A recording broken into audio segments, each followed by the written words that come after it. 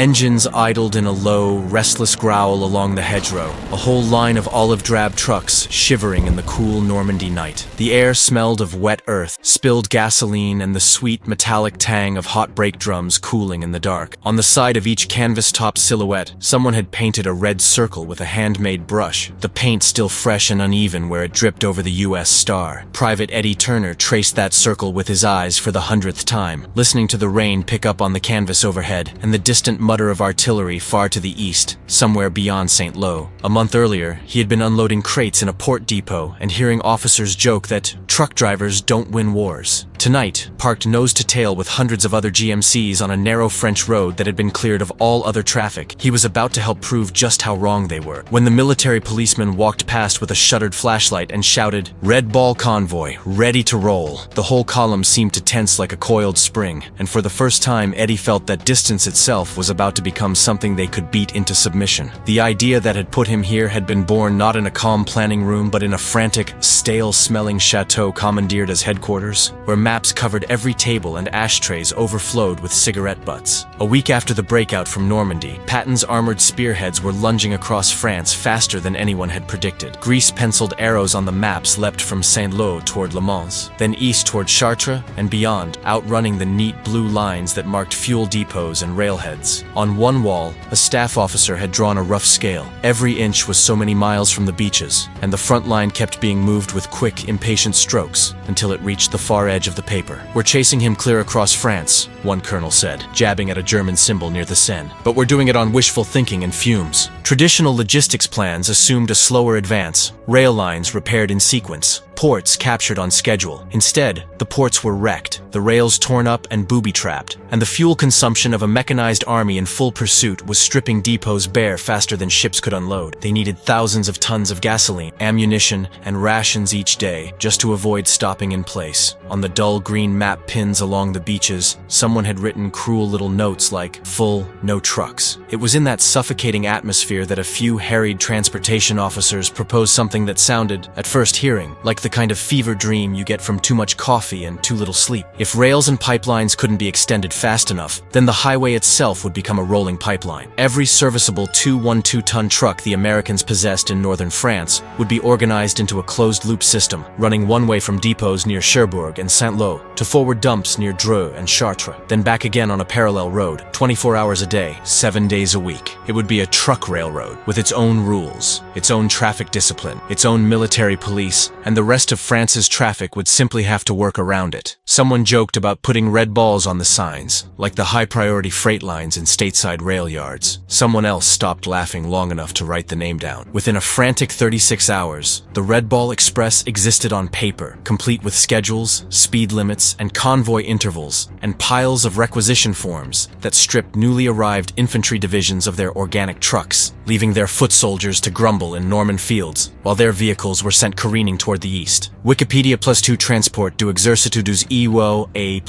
The first time the idea was briefed to a broader audience of senior officers, it met the predictable wall of skepticism. In a crowded briefing room that smelled of sweat and wet wool, an older brigadier with a heavy mustache listened, arms crossed, while a transportation colonel traced the new routes on a map, explaining the one-way loop northbound from Saint-Lô to the Dreux-Chartres area, and the return leg on a separate road. "You're telling me," the brigadier interrupted, "that we're going to pull trucks away from divisions that haven't even seen combat yet, so you can run them to death on French farm roads?" Another officer snorted about gadgeteering and improvised gimmicks that would fall apart the moment real traffic hit them. A logistics planner pointed out that overloading the trucks, running them night and day with minimal maintenance, was courting breakdown on a catastrophic scale, a gamble that the war would end before the fleet did. Army University Press +1. Yet for every voice of doubt there was someone else quietly doing the math. Without a drastic fix, Patton's Third Army and Hodge's First Army would simply halt for lack of fuel, handing the Germans time to rebuild coherent defenses east of the Seine. In the end, the argument was settled less by conviction than by desperation. The commander of the communication zone gave his reluctant approval, and the red ball order went out with a simple, hard edge. Priority traffic only, one convoy every few minutes, no stopping, no deviation, keep 'em rolling. Down at the level where the wheels actually touched the mud, the order fell like a stone into still water. Truck companies that had been shuttling between nearby depots suddenly found themselves reassigned to a special operation, their vehicles marked with painted red circles, and their men told to pack for an indefinite stretch living on the road. For many of the drivers, the news came with a bitterly familiar twist. The majority of those truck companies were black units, staffed by men who had been told from the beginning that combat arms were not for them, that their place was in service and supply. In the segregated motor pools and tent lines, rumors flew that white officers had decided this job was too dangerous or too exhausting for valuable combat troops, but just right for black drivers. Men like Eddie had learned to swallow such insults, but they didn't forget them. Still, there was no denying the tension as mechanics worked under darkening skies to squeeze a few more miles out of already tired engines, changing worn tires on rough cobblestones, topping off radiators with buckets of precious water. In the chow lines that night, men joked loudly about Red Ball Suicide Express and Patton's pipeline, but when they went back to their cots and bedrolls, few slept well. Grokopedia. The roads that would become the arteries of the express hardly looked ready for the task. Many were narrow country lanes, edged with tall hedgerows and poplars. The surface a patchwork of old cobbles, fresh gravel and potholes carved by months of tanks and artillery. French civilians watched wide-eyed as teams of American engineers and MPs went to work in the drizzle, planting signs with red circles, hammering stakes, stringing wire, and posting sentries at crossroads. Only red ball traffic, some placards warned, others simply displayed the red circle and an arrow, glowing faintly in the spill of blackout-shaded headlights. Military policemen, some barely older than the drivers they were directing, set up checkpoints with barrier ropes and portable floodlights hooded to throw their beams low. They rehearsed the motions, wave the convoy through without stopping, don't let civilian wagons or random jeeps wedge themselves into the line, clear breakdowns to the side as quickly as possible. The concept was brutally simple. For the next weeks, these roads would belong almost exclusively to the Red Ball, and every minute a truck spent stopped at an intersection was a gallon of gasoline that might not reach a tank. Museu Nacional da Segunda Guerra Mundial, Instituto Transporte do Exército dos Euebers. The first convoys rolled out in the early hours of 25 August 1944, under a sky that still flickered occasionally with distant gunfire to the east. Eddie's truck, like all the others, carried fuel drums lashed so tightly with ropes and chains that the entire chassis shuddered as one solid mass each time he let out the clutch. His assistant driver, Corporal Harris, checked the canvas ties one last time, slapped the side of the bed and climbed into the passenger seat, bringing with him the smell of damp wool and Lucky Strike smoke. The sergeant's voice came thin and metallic over the crackling field telephone wired along the column. Maintain 25 miles per hour. Keep 60 yards between trucks. No lights except hooded headlamps. Follow the jeep at the front. Do not stop for anything short of a direct order or a blockage you cannot bypass. Museu Nacional da Segunda Guerra Mundial. As the line jerked into motion, the sound rose from a scattered rumble to a rolling thunder, a continuous vibration under Eddie's boots and through the thin metal of the dashboard. Hedgerows slid past, shadow black against a slightly lighter sky. Here and there he caught a glimpse of ruined farmhouses, craters filled with water, the ghostly hulks of abandoned German vehicles. Every mile put him farther from the relative safety of the rear and deeper into the long, dark throat of occupied France. The first days were a harsh education. On paper, the round trip from Cherbourg to Chartres was supposed to take 54 hours, with short rest halts at designated points and time for basic maintenance. In practice, the schedule bent under the weight of reality. Convoys bunching up on hills, inexperienced drivers riding their brakes until they smoked, broken axles and blown tires forcing hurried roadside repairs in the mud. Each snag rippled backward through the line, eating into precious hours. At a makeshift service station near Alençon, where the northbound and southbound routes crossed, the ground turned into a sea of greasy ruts as mechanics worked under open skies, their hands black with oil and their faces drawn with exhaustion. Trucks came in with shattered springs, leaking radiators, cabs peppered by shrapnel from the occasional Luftwaffe strafing run or a stray artillery shell that had wandered too close to the road. Museu Nacional da Segunda Guerra Mundial. Transporte Transporte do Exército do Dia Plus Sul. Drivers snatched sleep in 20-minute snatches, sprawled on boxes of rations, or curled up under their trucks. The rumble of passing convoys never entirely fading. The smell of fuel and hot metal seeping into every dream. At first, the skeptics in the higher headquarters felt vindicated. Reports came in of accidents in the night, trucks jackknifing on slick curves or plunging into ditches when drivers nodded off at the wheel. A handful of bridges had to be closed temporarily when their planking splintered under the repeated hammering of overloaded axles. A few unlucky convoys blundered into still contested zones where German rearguards, surprised by the sudden flood of vehicles, took potshots from tree lines or lobbed mortar rounds toward the sound of engines they could not quite see. Each incident became a talking point in mess tents and map rooms. This is what happens when you improvise. This is what you get when you throw unseasoned drivers into a meat grinder. But even as they complained, the tonnage-delivered figures began to creep upward on the daily situation boards. From a shaky start, the Express clawed its way to thousands of tons per day, trucks streaming through the night like a procession of fireflies behind blackout curtains, each one carrying fuel cans, artillery shells, K-rations, spare parts, everything an army needed to keep moving. Wikipedia plus 2 grow Wikipedia plus 2. For Eddie and the men like him, the statistics were less important than the sensory reality of the road. He learned to feel the weight of his load in the way the steering wheel fought him on curves, to judge the distance to the truck ahead from the faint glow of its shielded taillights, to sense the first treacherous slide of wheels on mud before a skid became disastrous. He grew used to the constant film of dust or rain grime that coated his face, the ache between his shoulder blades after 10, 12, 14 hours at the wheel. Sometimes the road passed within earshot of distant fighting, rumbling artillery, the sharp, insect-like chatter of machine guns. But more often the war manifested as wreckage. A burned-out Sherman still smoking faintly in a field, a crater that had been hastily filled and planked, a roadside shrine toppled and splintered by a tank's careless track. French villagers emerged cautiously to watch the line of trucks go by, some waving small flags, others simply staring, their faces unreadable in the dim light. Children counted the vehicles out loud as they passed, losing track somewhere in the hundreds. As August turned to September and the fields shifted from fresh green to the dusty gold of late summer, the Red Ball Express hit its stride. At its peak, nearly 6,000 vehicles were on the loop, delivering upward of 10 or 12,000 tons of supplies per day, an endless circulatory system pumping steel and gasoline into the front. Wikipedia plus 1. New depots sprouted like tent cities near Dreux, Chartres and La Loupe, their neatly stacked fuel drums and ammunition piles growing and shrinking in daily tides. From these forward dumps, other, smaller convoys fanned out to specific corps and divisions, the last links in the chain to Patton's tanks and the infantry divisions grinding forward through Lorraine and toward the German border. On more than one desperate day, the fuel arriving from the Express was measured not in margins, but in survival. Third Army had a handful of miles worth of gasoline in its depots, and without the night's deliveries, major operations would have simply stopped. Biblio plus 1. Somewhere along the way, the old jokes in the staff rooms grew quieter. When senior officers flew over the routes in liaison aircraft and looked down at the continuous flow of trucks, even the skeptics had to admit that something extraordinary was happening on those supposedly secondary roads. The arrogance that had once dismissed logistics as a mere support function yielded, slowly but unmistakably, to grudging respect. In forward command posts, new map symbols appeared, marking red ball routes and depots in thick, emphatic colors. Operations briefings began to include not just the status of armored divisions and infantry regiments, but the tonnage delivered in the past 24 hours, the projected truck availability for the coming days, the fuel stock levels in each corps zone. Patton himself, never shy about voicing his demands, complained bitterly whenever his tanks had to slow for lack of gasoline. But his staff knew that without the Express, they would be arguing over dead engines instead of reduced speeds. In private, some of the same officers who had scoffed at the earliest briefings now found themselves writing glowing endorsements of the initiative and endurance of the truck companies. The irony was not lost on the men on the road. When Eddie happened to deliver a load near a headquarters one day and overheard a colonel tell another, "Thank God for those Red Ball boys, they're keeping us alive," he felt a curious mixture of pride and resentment. It was good to be seen, but it had taken an awful lot of miles for anyone to bother looking. The men paid in more than fatigue. The casualty lists for the Express never rivaled those of frontline combat units, but they were steady and painful. Drivers killed in collisions, crushed under overturned trucks, burned in fuel fires, caught in the occasional ambush. One night, Eddie's convoy passed the charred skeleton of a vehicle still smoldering by the roadside, MPs waving them past with tight jaws. Later, he learned that it had been driven by a man from another black truck company, a quiet fellow who played harmonica at rest stops. The official report would classify it as accident, cause undetermined. The unofficial word said a German shell had landed close enough to flip the truck. There was no time for elaborate mourning. The road demanded its own merciless discipline. Slow down to rubberneck, and you risked piling half the column into one deadly knot. Instead, men remembered in fragments: an empty place at the mess table, a bunk that no longer sagged under its habitual sleeper, a harmonica lying silent on a crate. Yet in the midst of danger and exhaustion, a peculiar camaraderie took root. Convoys became extended families, their members recognizing one another's trucks by dents and paint smudges, honking small greetings with quick taps on the horn when they passed on opposite legs of the loop. At the Alençon rest stop, men swapped stories while leaning against fenders, steam rising from mugs of scalding coffee that tasted faintly of gasoline from the smell soaked into their clothes. Jokes about Patton's pipeline evolved into a rough, defiant pride in the Red Ball name. Hand-painted slogans appeared on some cabs: "No mission too tough," "Hell on wheels," "Gas on wheels," despite regulations frowning on such decoration. And within the black units, there was a keen awareness that they were disproving, mile by mile, every insult that had consigned them to service rather than combat. They were not storming bunkers or charging machine gun nests, but they were doing something just as vital, making sure those who did the storming had the means to reach the fight at all. As autumn crept in, and the leaves along the routes turned from green to mottled yellow, the nature of the logistical problem shifted again. New ports farther to the east, especially Antwerp, finally began to come fully online. Rail lines were laboriously repaired, bridges rebuilt, pipelines snaked forward with steady, patient progress. The emergency that had given birth to the Red Ball Express began, slowly, to ease. In November, orders came down that the operation would be wound up. There would still be convoys, still be truck companies hauling supplies, but the closed-loop, all-priority system that had defined the Express would cease. The men greeted the news with mixed feelings. Some were relieved at the prospect of more predictable schedules, better maintenance, fewer death race runs in the rain. Others felt a pang at the idea of dismantling something they had, however reluctantly at first, helped turn into a legend. On November 16, 1944, after 80-odd days of continuous operation, the Red Ball Express was officially disbanded, having delivered more than 400,000 tons of materiel to the armies pushing toward Germany. Wikipedia +2, Grokipedia +2. For Eddie, the end came not with a grand ceremony, but with a simple change in orders posted on a bulletin board, announcing a reorganization of routes and units. He stood in front of the paper for a long moment, feeling the phantom vibration of the loop under his boots, even though his truck sat quiet behind him. Around him, men argued in low voices about where they might be sent next, some to other supply duties, some rumored to be attached to new operations in the Ardennes or beyond. The road ahead, like the ones they had been running for weeks, curved out of sight into unknown country. That night, lying on his bunk with the smell of grease and canvas still clinging to his hair, he thought back to that first night on the Normandy lane, the hedgerows black and the engines muttering like caged beasts. Back then, the idea that trucks could decide the course of a campaign had seemed laughable to men far above his pay grade. Now, with the front lines hundreds of miles east of the beaches and the German army reeling back toward its own borders, the joke seemed to have worn thin. History would remember the breakout from Normandy, the armored thrusts across France, the liberation of Paris. It would linger on the names of divisions and generals, on famous battles and dramatic photographs of tanks in ruined villages. The Red Ball Express, by contrast, would slip easily into the background, part of the vast, taken-for-granted machinery of war. Years later, when Eddie tried to explain to his children what it had felt like to spend those weeks on the road, eyes burning from lack of sleep, hands numb from gripping a steering wheel while rain hammered the windshield and the faint glow of the truck ahead's taillights bobbed like a will-o'-the-wisp, he found that words struggled to capture the mixture of fear and monotony. Yet he knew, in his bones, that for a brief, crucial time distance, itself had become their enemy, and they had beaten it into something manageable. Mile by hard-won mile. Officers had mocked the idea that a truck railroad could sustain an army. Then the Red Ball Express rolled, and suddenly the great spaces of France stopped being German weapons and became Allied corridors. In the quiet after the war, when new highways spread across America and Europe, built wide and strong enough for endless streams of cargo vehicles, some of the men who had served on the Express watched them with a faint sense of déjà vu. Here were the same principles writ in peacetime concrete: priority lanes, controlled access, relentless flow. Modern armies would fold logistics planning into their doctrine, teaching future officers that fuel and ammunition could be as decisive as armored brigades. The prejudice that had once relegated black soldiers to safe roles would be challenged, slowly and painfully, by the record of their service in operations like the Red Ball Express. None of these changes could be traced to a single road or convoy. Yet in the long shadow of 1944, the image remained. A line of trucks on a narrow French highway, red circles painted on their sides, engines growling steadily as they carried the war on their backs. Distance, for a little while, had not mattered in the way it once had. Men with calloused hands and bloodshot eyes had bent it to their will, and in doing so, they had helped drag a continent back from the edge.